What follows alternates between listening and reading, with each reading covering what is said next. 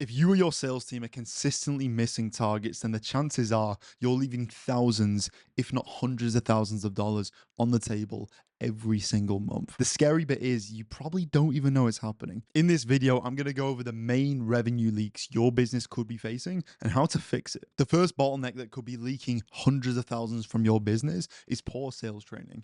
If you're not consistently training your team on a weekly basis, multiple times a week, then they're leaving money on the table. Their closing rate is definitely dipped. So it's super important to consistently upgrade your sales skills, whether it be for you or the sales team. What does this include? It includes jumping on weekly team meetings with them or externally hiring sales coaches to be able to improve the performance of your business and your sales reps. How I like to consistently train sales reps and consistently train myself is 3 team meetings every single week.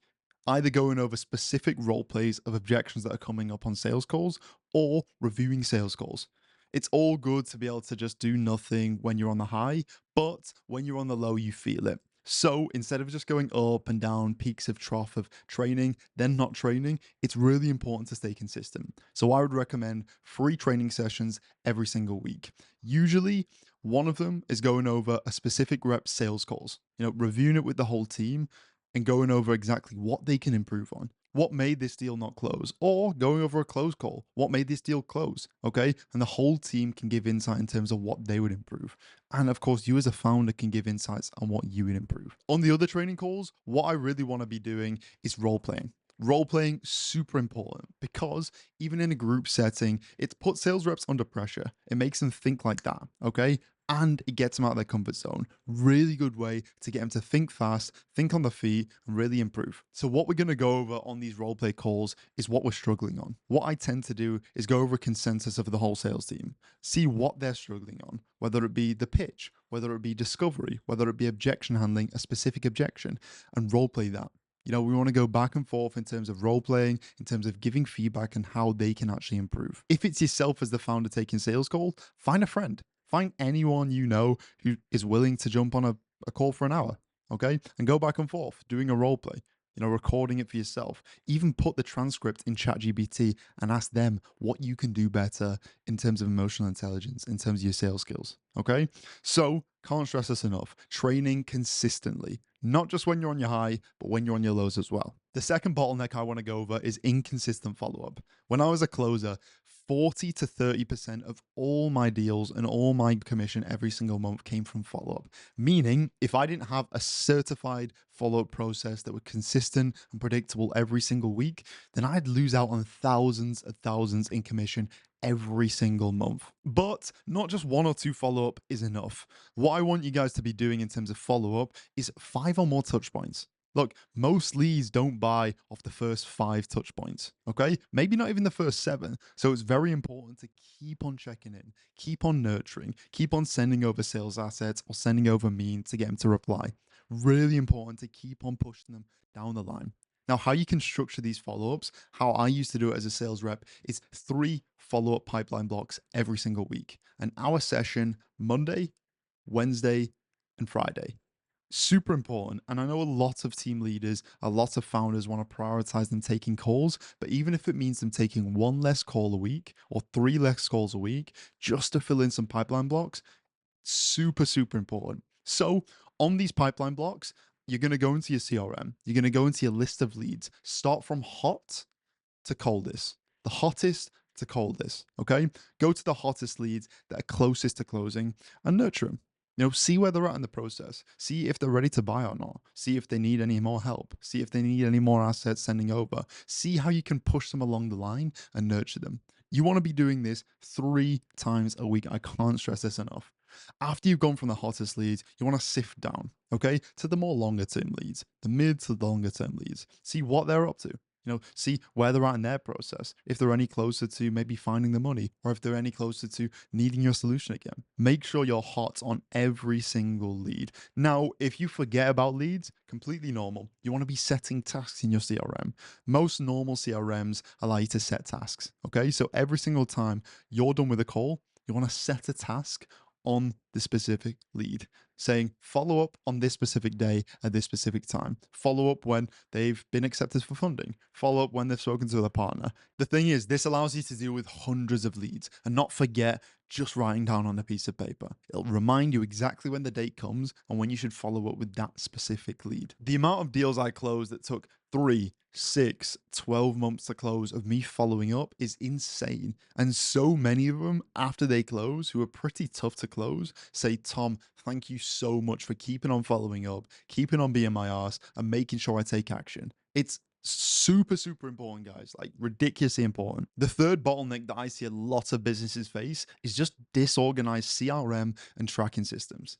Look, if you don't have a CRM that has structured pipeline sections, if you don't have a CRM that is structured, it's easy to have a look at. You can easily type up a lead, see what the follow up notes are, see when they were last in touch with. You're cooked. You're not going to be able to consistently get leads back on the calendar, get deals. You need to make sure that you have professional CRM that allows you to call up leads, text leads, see the notes, see what the last touch point was, even if it was a previous closer that isn't on the team anymore. See what they did. See what their call notes were. Super important. So, the first thing I'd advise you in terms of getting a systemized CRM is using a platform like Go High Level, Close, HubSpot, any of those three. There's a few more as well. Airtable potentially as well. Oh, what's this fly?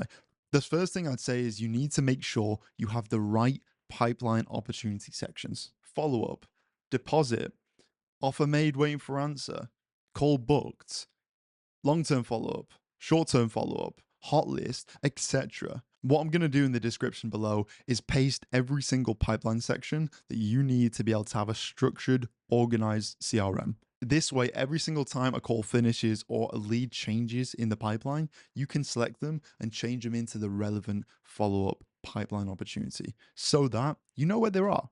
Let's say someone puts down a deposit after a call. You put them into the deposit section. When you're doing your pipeline blocks, you know exactly where they're at and who are the most high leverage prospects to follow up with. If someone's put down money already, you know to go to them first. If someone is a long term follow up, someone who's potential to close in 3, 6 months' time, then you want to put them in long term follow up, probably at the end of your pipeline block when you've done with all the high leverage tasks. You know, if someone's closing probably in the next few weeks and they have the potential to close sooner, you want to put them in short term follow up. So it's very important to organize leads where they're most relevant. Also, with using good CRMs like Close, like Go High Level, like HubSpot, you can mass contact leads. So you can go through everyone in the deposit section or the long term follow up section and send them a specific tailored email with their name in with a template. Or you can do an SMS blast. Say, we're doing this Black Friday deal that you can jump on with. So it's very important to have a software that allows you to scale.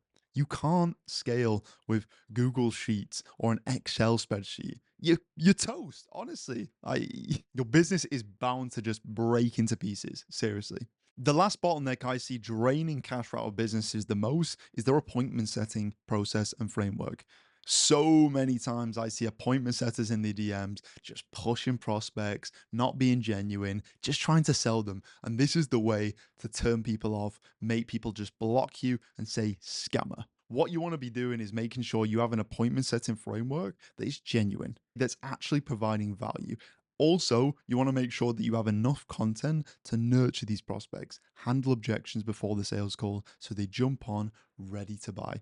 You want to analyze your appointment setting process and see, okay, am I too pushy? You know, is the appointment setter too pushy? Is it too salesy? Are they trying to sell the actual program or the product and not actually sell the call? You want to go through your appointment setting process and think, you know what? Like, they're actually trying to help. They're being genuine. I don't feel like I'm being sold. Because if you do feel like you're being sold, it's not looking good, bruh.